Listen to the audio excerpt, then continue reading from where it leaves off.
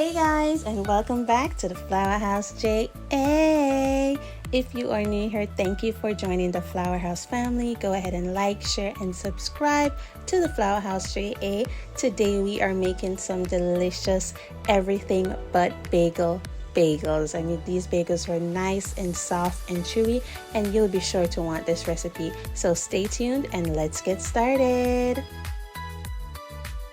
For our bagels, we are going to need 5 cups of bread flour. Bread flour, it has a lot of more moisture, so it's really great for making bread. Then we are going to follow that up with 1.5 cups of warm water, which will be very useful when we go into blooming or yeast. We are also going to have 3 tablespoons of brown sugar, and then we are going to have a separate tablespoon of brown sugar as well. I'll explain why we'll need 2 in a minute.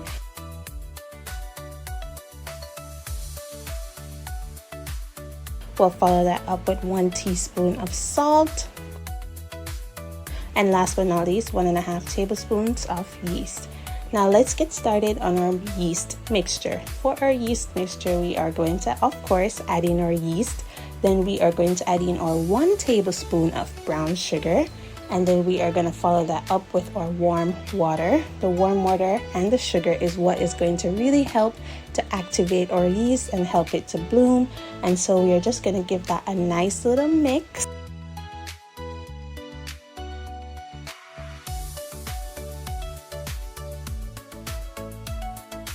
We're going to cover that up and let it rest for about 5 to 10 minutes so that our yeast can bloom.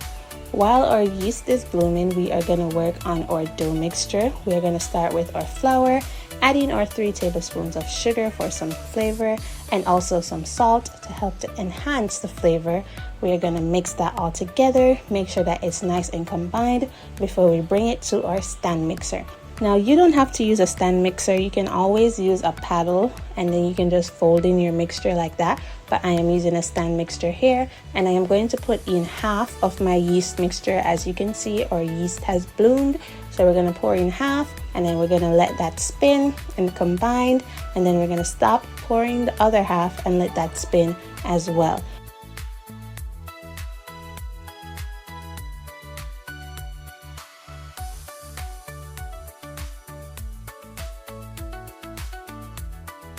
We want our dough to come to this level of consistency where it's all combined and you can see it's falling off the edge of the bowl. That's how you know that it is ready. Then we're going to plop it out on our surface and we are going to work that dough. While we are working the dough, we are really activating the gluten even more, which is going to be really essential for our bread to make it nice and soft and moist and just also amazing. After we have finished working our dough, we are going to cut it into even pieces. Here I am doing about 6 pieces with this recipe. If you want your bagels to be smaller, you can do more pieces. If you want them to be larger, then you can do less pieces. And then I'm going to just work that dough a little bit more, and we are going to shape it into dough balls. So I'm just going to work it, make sure that our dough balls are nice and round, and then I'm going to put those aside while I continue to work on the others.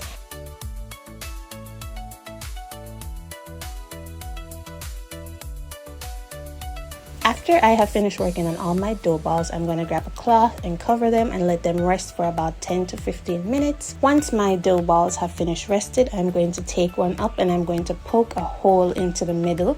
This is that signature bagel hole that we all know and love. This is what makes a bagel versus a roll. And so we're just gonna form that roll and make sure that we keep that circular shape of our bagels. And this is a process that we're going to do with all of those dough balls that we recently just created. So just take your time, push your thumb through the hole and just kind of shape it out into a nice circle. And that's all we'll do for now.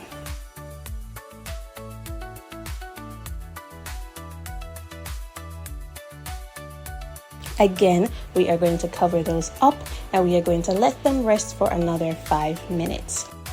Now we are going to get a pot of boiling water and we are going to add our bagels into this water just to ensure that when they are in the oven, they keep that shape with the circle in the middle, because if we don't do this process, then it's going to expand and it's going to all be just one big ball, and it's going to come out more of like a roll instead of a bagel.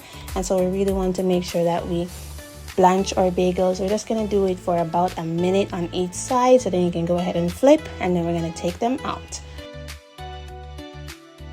Here I am greasing my pan so that my bagels do not stick to my pan.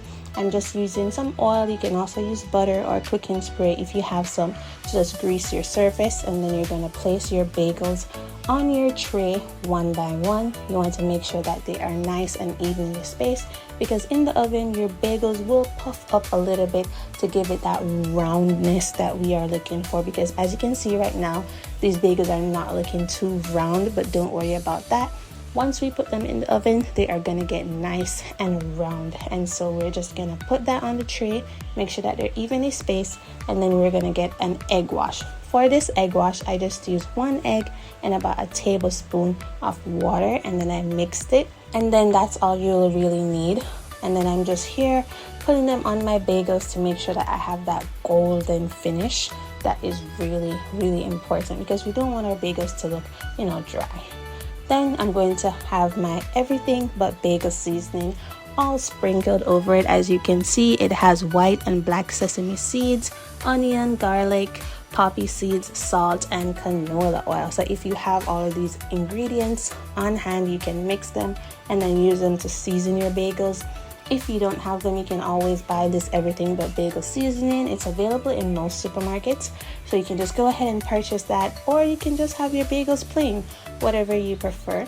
I prefer to have the everything bagels. Here I am just putting that on, and I'm doing a generous amount.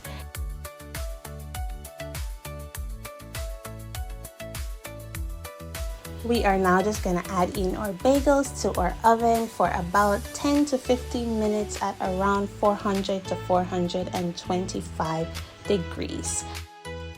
After which, this is what our bagels will come out to look like. As you can see, they are nice and golden brown from that egg wash, and you can see that our everything but bagel seasoning is still intact, and our bagels are looking nice, golden brown and soft. Here's a little squish test so you can see they are nice and soft. I'm just gonna cut into this so that you can see what the inside is looking like as well. These bagels were absolutely amazing, and wait for the reveal. Voila, there you go. As you can see, nice and soft bagels that can be used for a sandwich. You can add a little cream cheese. Some people use avocado and eggs for their bagels. So these are perfect for any of those breakfast items that you love. Thank you all for staying until the end of this video, and be sure to let me know down in the comments if you have tried this recipe, if you love this recipe, or if you just love bagels in general. Thank you again for tuning in to the Flour House JA, and I'll see you in the next video. Bye!